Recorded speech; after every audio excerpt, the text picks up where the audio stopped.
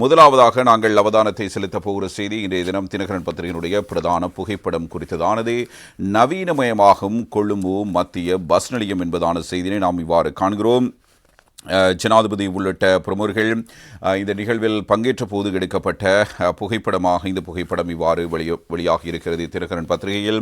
எனவே பிரதான நோக்கத்தை கொண்டதாக பல்வேறு செயற்பாடுகள், அதனிடத்தில் ஒவ்வொரு கட்டடங்களையும் புனரமைப்பது, அதனிடத்தில் விரிவுபடுத்துவது போன்ற நடவடிக்கைகளை தற்போதைய அரசாங்கம் முன்னெடுத்து வருகிறது. அதனுடைய முக்கிய ஒரு திட்டமாக இதனை நாங்கள் இவ்வாறு அவதானிக்கக்கூடியதாக இருக்கிறது.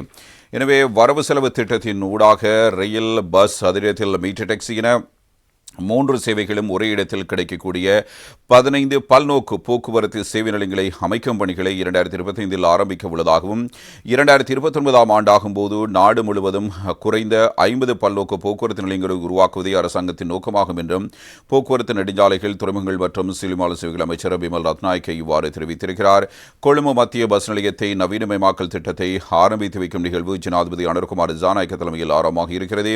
இந்த நிகழ்வில் கலந்து கொண்டு உரையாற்றும் போதே அமைச்சர் இவ்வாறு குறிப்பிட்டிருக்கிறார். கடந்த 30-40 வருடங்களாக கவனமின்மை, அரசியல் நியமனங்கள், லஞ்ச ஊழல் உள்ளிட்ட பல்வேறு காரணங்களினால் பொது போக்குவரத்து சேவை வீழ்ச்சிக்குள்ளாகி இருந்தது. தற்போது பொது போக்குவரத்து சேவையை கட்டியெழுப்பதற்கான நடவடிக்கைகளை ஆரம்பித்திருக்கிறோம். கொழும்பு பிரதான பஸ் இருப்பிடத்தை புனரமைக்கும் பணிகளில் சுயமாக முன்வந்து செயலாற்றி வரும் விமானப்படைக்கும் அதிகாரிகளுக்கும் நன்றியை தெரிவித்துக் கொள்கிறேன். கிளீன் ஸ்ரீலங்கா உள்ளிட்ட பல்வேறு நிறுவனங்கள் இதில் ஒத்துழைப்பு செய்திருக்கின்றன. அடுத்த சிங்கள தமிழ் புத்தாண்டுக்குள் இந்த பஸ் இருப்பிடத்தை புனரமைத்து மக்களின் பாவனைக்கு கையளிக்க திட்டமிட்டிருக்கிறோம். பஸ் தரிப்பிடம் என்பது வெறுமனே பஸ் தரிப்பிடமாக மாத்திரம் இருந்துவிடக்கூடாது. ஆனால் நாம் 25 வருடங்கள் தொழிலாற்றுகிறோம் என்றால் அதிக நேரத்தை அலுவலகத்திலும் பஸ் தரிப்பிடத்திலும் பஸ்களிலுமே எமது நேரத்தை செலவழிக்கிறோம். அதனால் பஸ் தரிப்பிடம் என்பது மக்கள் சந்திக்கும் நண்பர்களாகும் அதனிடத்தில் மகிழ்ச்சிகரமான இடமாக மாற வேண்டும். அதனால் தற்போதுள்ள பஸ் தரிப்பிடத்தை போதுமான வசதி வாய்ப்புகளுடன் அபிவிருத்தி செய்ய எதிர்பார்க்கிறோம் என்றும் இதனை சமூகமயமான பகுதியாகவும் மாற்றியமைக்க திட்டமிட்டிருக்கிறோம் என்பதாகவும் அமைச்சர் கூறியிருக்கிறார். எனவே நிர்மாணப் பணிகளை விட அவற்றை நிர்வகிப்பதே கடினமான விடயமாகும். இந்த விடயத்தில் அரசு அதிகாரிகளுக்கு மாத்திரமல்ல பொதுமக்களுக்கு முக்கிய பொறுப்பு இருக்கிறது. பொதுமக்களின் பணத்தில் 42 கோடி ரூபாய் செலவு செய்து நிர்மாணிக்கிறோம். ஆகவே இதன் நிர்வாக நடவடிக்கைகளையும் முறையாக முன்னெடுக்க எதிர்பார்த்திருக்கிறோம். அதேபோல் கொழும்பு பிரதான பஸ் தரிப்பிடத்தினூடாக ரயில் மற்றும் விமான சேவை தகவல்களை பெற்றுக் கொடுக்கவும் எதிர்பார்த்திருக்கிறோம். சாரதிகள், பஸ் நடத்துனர்களுக்கு ஓய்வு அறைகளை நிர்மாணிக்கவும் திட்டமிட்டிருக்கிறோம்.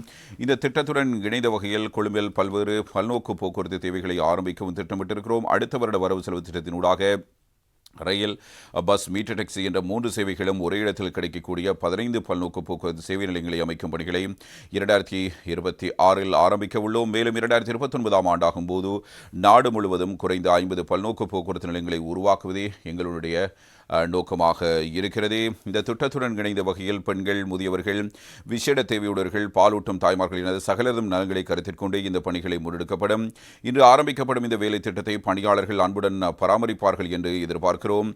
மக்களுக்கு அழகிய நாட்டையும் மகிழ்ச்சியான வாழ்க்கையும் ஏற்படுத்தி கொடுப்பதே எங்களின் திட்டமாகும். புதிய பஸ்களும் நாட்டுக்கு கொண்டு வரப்பட்டுள்ளன, மேலும் கொண்டுவர இருக்கிறோம்.